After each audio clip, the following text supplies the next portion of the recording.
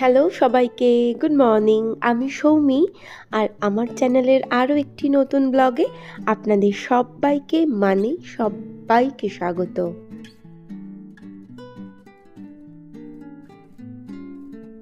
আজ বুধবার, আর এখন ঘড়িতে 6টা বাজে। সকালবেলা উঠেই কাজকর্ম শুরু করে দিয়েছি প্রত্যেক দিনের মতন।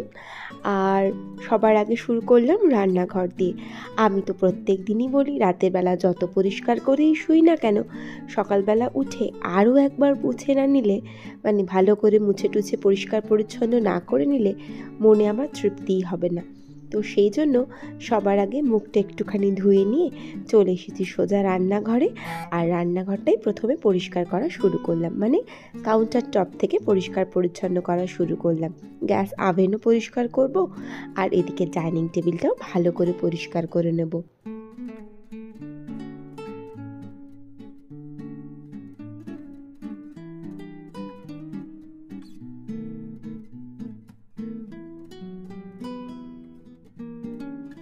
সকালে ঘুম থেকে ওঠা মানে হাতের ন্যাতা ঝ্যাঁটা নিয়েই শুরু হয়, কি আর করব, এটাই তো বেছে নিয়েছি আমি।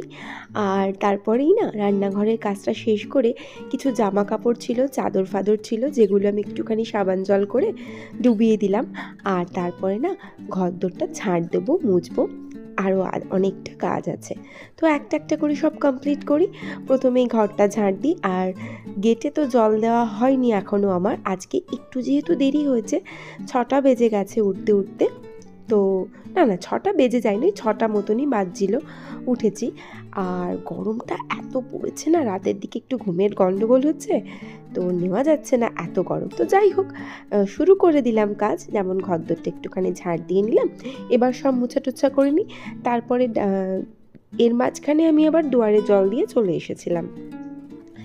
তো ঘরদোরটা মুছি, অ্যাকচুয়ালি তো প্রত্যেক দিন ওই লাঠি সোঁটা দিয়েই মুছি, তবে মাঝে মাঝে না এই ন্যাতা দিয়ে হাত দিয়ে মুছি। আমার না সব সময়তেই মনে হয় যে যতই ওই লাঠি দিয়ে মুছি না কেন, মানে যতই ব্যাপারটা আধুনিক হোক না কেন, এই হাত দিয়ে মোছার মতন কিন্তু মোটেই সুন্দর মোছা ওই লাঠি দিয়ে হয় না।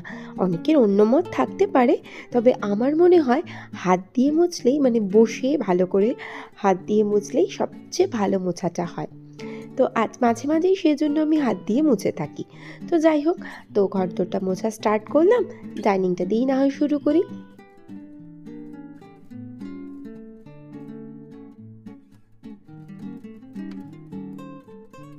তো ঘরদোর মুছে জামা কাপড় কেচে সোজা চলে এলাম বাথরুমে, স্নান টান কমপ্লিট করে নিই।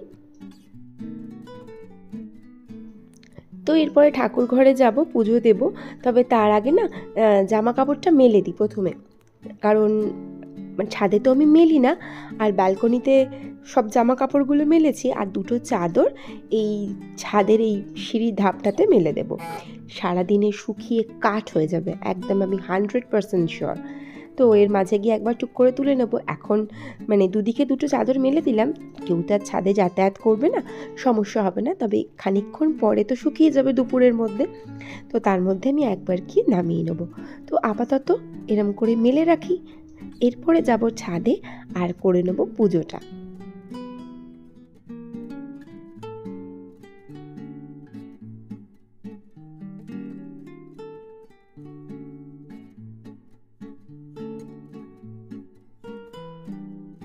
তো ছাদে চলে এলাম, সোজা ঠাকুর ঘরে যাব। তবে আকাশের দিকে তাকিয়ে দেখলাম এক অদ্ভুত পরিস্থিতি, প্রচণ্ড রোদ উঠছে, আবার দেখলাম আকাশের দিকে তাকিয়ে বেশ মেঘটাও হচ্ছে।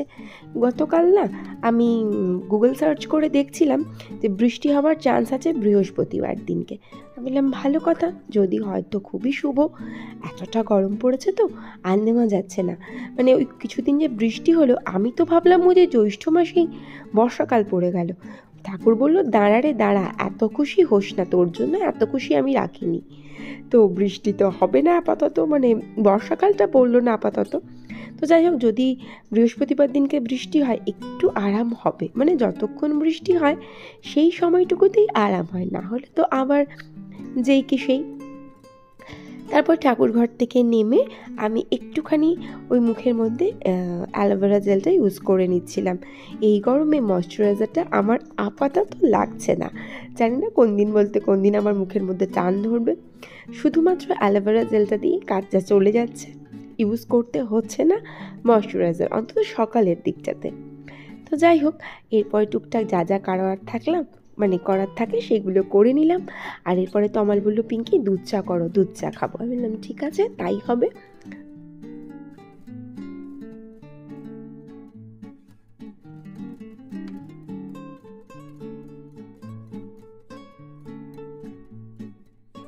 সোজা চলে এলাম এবার আমি রান্নাঘরে চা করব বলে। তো চাটা বসিয়ে দিয়েছিলাম আর চাটা ফুটছিল। চা ভালো করে না ফুটলে কিন্তু খেতে একদম ভালো হয় না, এটা আমি জানি।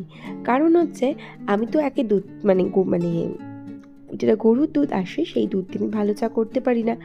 আমুল দুধের গন্ধ আমার সহ্য হয় না, আর চাটাও ভালো হয় না। আর এই লিকুইড দুধটাতে আমি বেশ ভালো চা করি, তবে সেটা যদি খুব ভালো করে না ফোটাই না, একদম ভালো লাগে না খেতে। আমি তো সব সময়তেই বলি যে আমাদের এই সুন্দর সাজানো গোছানো সংসার, মানে একটা সংসার প্রত্যেকটা জিনিসের তো একটা ভিত থাকে বা গোড়া থাকে, বা সিদ্ধারাই বলতে পারেন সংসারের। তো এই সুন্দর সাজানো সংসারের সিদ্ধারাটা কিন্তু চলে আমাদের মতন গৃহিণীদের বুদ্ধি আর পরিশ্রমের উপর। না হলে এত গরমে কেউ অন্যের সংসারে গিয়ে তো খাটবে না, শুধুমাত্র নিজের বলে ভালোবেসেই আমরা কিন্তু এই কাজটা অনায়াসে করতে পারি। তো তমালকে চা দিলাম। তমাল না ঘরে কিছু কাজ করছিল, পুরো ঘরের মধ্যে কাগজ ছড়িয়ে ছিটিয়ে। তো সেখানে তো ফ্যান চালানো যাবে না, তাই আমি তমালকে ঘরে চাটা দিলাম আর আমি 1 কাপ চা নিয়ে ডাইনিংয়ে বসে গেলাম। এরপরে অনেকটা সময় চলে গিয়েছিল। তমাল না খেয়ে দিয়ে বেরিয়ে গেল, আর আমি ওর পেছনে পেছনে পাগলের মতন রোজ যাই আর দরজাটা দিই। বাবুইকে বললেও হয়, আমিই যাই দরজাটা দেওয়ার জন্য। তো এই রোদের মধ্যে তমাল বেরিয়ে গেল, কিন্তু বেরোতে তো হবেই।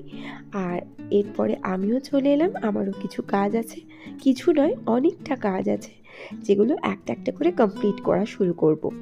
যেমন প্রথমেই বিছানাটা গোছাতে হবে, তবে সবটা নয়, তমাল কিছুটা গুছিয়ে গেছে আর প্রত্যেক দিনের মতন বালিশগুলো ফেলে রেখে গেছে, যেটা আমাকে করতে হবে। আর আমি দেখলাম চশমাটা আমি এখানে ফেলে রেখে গেছি, খুঁজছিলাম একটু আগে চশমাটা কোথায় রাখলাম রে বাবা। কারণ 2-3 দিন হচ্ছে না চশমা না পড়লে চোখে কপালে যন্ত্রণা হচ্ছে। তো আমার এক দিদি মানে বাবুয়ের ক্লাসমেট, মানে ছোটোবেলার বন্ধু, তার মা, তার চোখে প্রচুর পাওয়ার, -+ সিলিন্ড্রিক্যাল প্রচুর পাওয়ার। তো সে আমাকে বলল যে পিঙ্কি চশমা খুলিস না চোখ থেকে, চশমা খুললে কিন্তু চোখের কপালের যন্ত্রণাটা বেড়ে যাবে। তো তার কথা শুনে আমি আর চশমাটা খুলছি না, যতই গরম হোক, যতই নাক থেকে চশমা সরে যাক। তো যাই হোক, কাজগুলো করতে শুরু করলাম। প্রথমেই বিছানাটা গুছিয়ে নিলাম সুন্দর করে, আর তারপরে না আবার চলে এলাম রান্নাঘরে। খিদে পাচ্ছিল ভীষণ, বাবুইকেও দেবো আর আমি নিজেও খাবো বলে আজকে ব্রেড বাটার টোস্ট। আজকে আর ব্রেকফাস্টের কোনো দামঝাম করলাম না, কারণ গরম পড়েছে, আমি সত্যি বলছি আমার আর ভালোই লাগছে না, মনে হয় যা হয় তাই খেয়ে নিই। তো যাই হোক, নিজের জন্য আপাতত ব্রেডটা আমি করে নিই, তারপরে আবার বাবুইয়ের জন্য রেডি করব। জোর খিদে পেয়েছিল আমার, আর তাই ব্রেড বাটারটা আমি আমার জন্যই রেডি করে নিচ্ছিলাম। আমি শুধু এই বাটার দিন আর পাউরুটি খেতে খুব ভালোবাসি, আমার বেশ লাগে।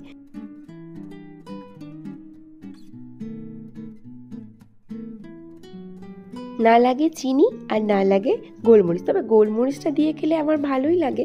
তবে বেশিরভাগ সময়তে না আমি শুধু বাটার লাগিয়ে পাউরুটিটা খেয়ে নিই, আমার বেশ টেস্টি লাগে। তো যাই হোক, বসে বসে খাওয়াটা শুরু করলাম, আর জলের বোতলটায় জল ছিল, বেশ মজাই লাগছিল টুকটুক করে ঘুরিয়ে দিতে। আর এরপরে বাবুইকেও রেডি করে দেবো ওর খাবারটা।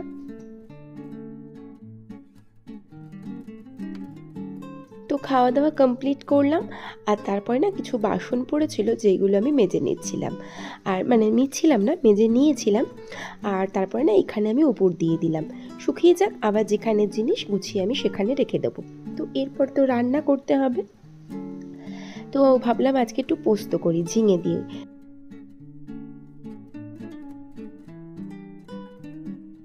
গতদিনকে বাজারে গিয়ে না তোমার বেশ অনেকগুলোই ঝিঙে নিয়ে এসেছিল, তো সেদিনই ভেবেছিলাম ঝিঙে দিয়ে আলু দিয়ে পোস্ত দিয়ে করব।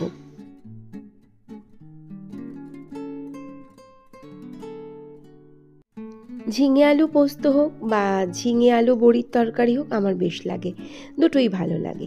তমালে যদিও বা পোস্তটা বেশি ভালো লাগে, তো ওরই মানে ওই আমায় বারবার বলে পোস্ত করতে, তো সেই জন্য আজকে পোস্তটাই ভাবলাম করি। তো ঝিঙেগুলো কেটে নিই, বেশ অনেকগুলো ঝিঙে, কিন্তু কাটার সময় এরকম লাগছে, আর আমরা সবাই জানি কাটা মানে তরকারি হয়ে গেলে একদম কমে যাবে। তো এরপরে রান্নাটা বসিয়ে দিলাম, মুগের ডাল করব আজকে। আর ফ্রিজে না ডিম আছে, যে যখন যদি খায় তাহলে তাকে ডিম ভেজে দেওয়া হবে।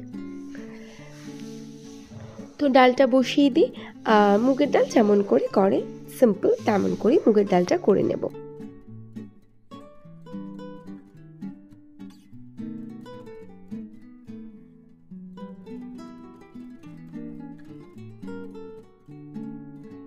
মাঝে সাঝে আমি কাঁচা মুগের ডাল টমেটো দিয়ে করি, তবে তোমার না ভালোবাসে না খুব একটা, সেই জন্য আর করতে চাই না। তো এদিকে মুগের ডালটা বসিয়ে দিলাম প্রেসার কুকারের মধ্যে, আর এরপরে না উচ্ছেগুলো ভেজে নিলাম। তমালের খুব পছন্দ, বাবুইও পছন্দ করে, আমিও পছন্দ করি উচ্ছে ভাজা দিয়ে খেতে। তবে আজকে একটু কম হয়েছে বলে আমি ভাবলাম আমি আর আজকে খাবো না, ওরা বাব্বাটাই খেয়ে নেবে।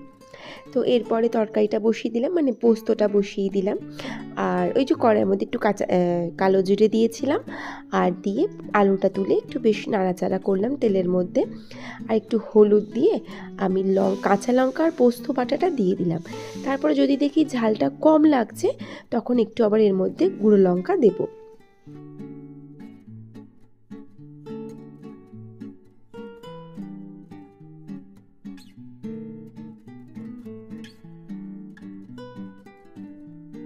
তো তারপর না একটু চেখে দেখলাম যে না, সত্যিই বড্ড বেশি ঝালটা কম, একদম কেমনই যেন লাগছে খেতে। তো সেজন্য একটু ঝাল দিলাম, আর খুব ভালো করে কষিয়ে নেবো। বেশ ভালো করে না কষালে তো আমি সব সময়তেই বলি রান্না যেন ভালো লাগে না। তো এরপরে দিয়ে দিলাম আমি এর মধ্যে ঝিঙেগুলো। তো ঝিঙে দিয়ে বেশ খানিকক্ষণ নাড়াচাড়া করে তারপরে এর মধ্যে আমি জল ঢেলে দেবো।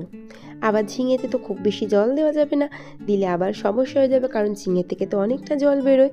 তাই বুঝে শুনে পরিমাণ মতন করে আমি ঠিকঠাক করে জলটা দিয়ে দেবো।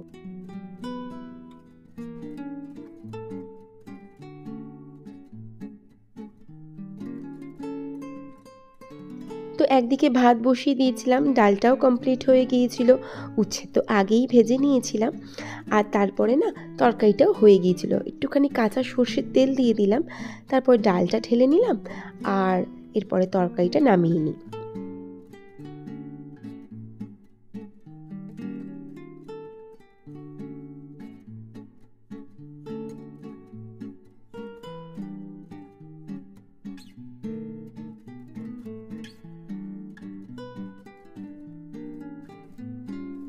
গরম গরম ভাতের সাথে পোস্ত দিয়ে, মানে গরম গরম ভাত, মুগ ডাল, পোস্ত সেই লাগে কিন্তু খেতে।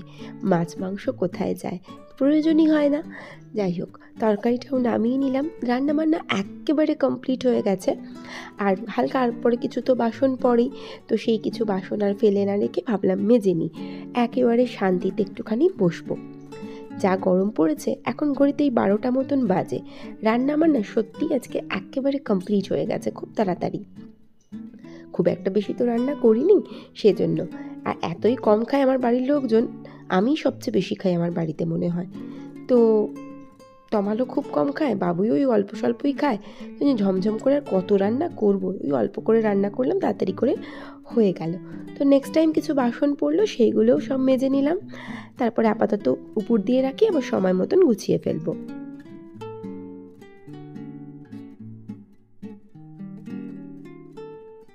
তো বাসন মাজা কমপ্লিট করলাম, আর এদিকে না ভাতটাও হয়ে গিয়েছিল। তো ভাতটা উপর দিয়ে দিই, এদিক ওদিক করলে আবার গলেও যেতে পারে। আর গলা ভাত খেতে আমি তো একদম পারি না, মানে একটু নরম হলে আমার খুব অস্বস্তি হয়। তো আমার খুব একটা কিছু বলে না, বাট আমার ভীষণ অস্বস্তি হয়। তো এরপরে না আমি ভাতটাও উপর দিয়ে নিচ্ছিলাম।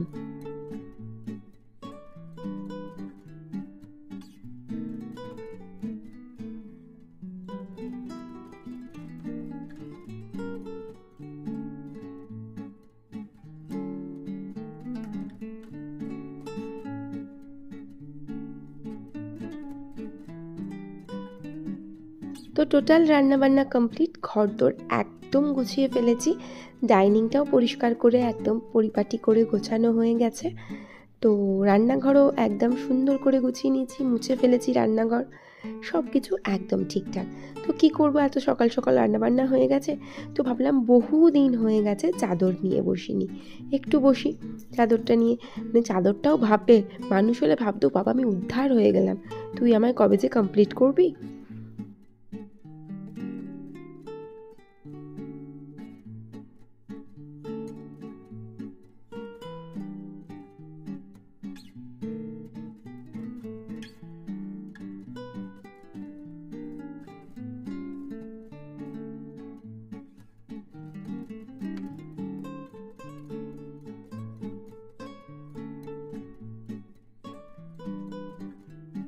আসলে না আমার মাঝে মাঝে মনে হয় ফুলটা যদি অন্যরকম করে করাতাম, বড় বড় করে, তাহলে হয়তো এতদিনে শেষ হয়ে যেত।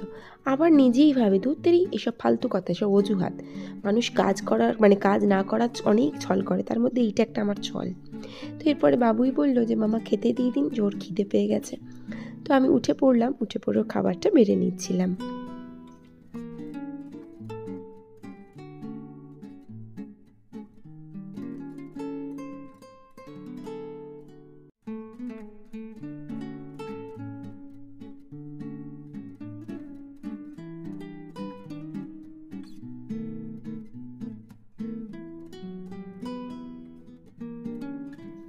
তো বাবুয়ের খাবারটা টোটালি বেড়ে নেওয়ার পর মনে হলো এ রাম, আমি তোকে উচ্ছেটা দিলাম না, এবার তো রেগে যাবে আমার ওপরে। তো যাই হোক, সে পরে দেখা যাবে। তো ব্লগটা আজকে আমি এখানেই শেষ করলাম। ভালো লাগলে প্লিজ পাশে থেকে যাবেন। ভিডিওটা দেখার জন্য থ্যাংক ইউ সো মাচ। দেখা হচ্ছে নেক্সট ব্লগে। Till then tata.